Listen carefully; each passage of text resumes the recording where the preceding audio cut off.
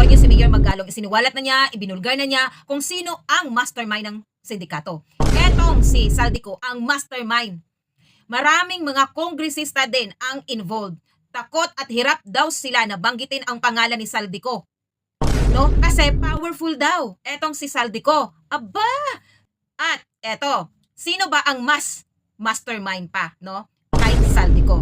Meron daw yan, sabi ni Mayor Magalong. Noon si Saldico, grabe makaano kay Sara Duterte, pero siya pala yung nakakasuka, nakakahiya. Nakakahiya ka, Saldico.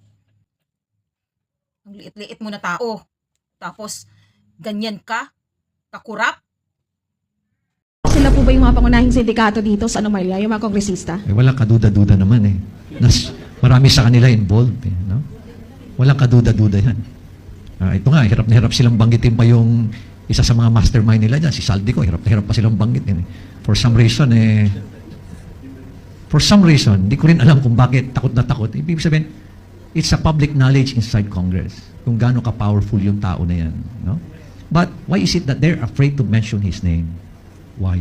Di ba? Nakakalungkot isipin. Mayor, for the record, ang sa tingin niyo mastermind dito si Saldico?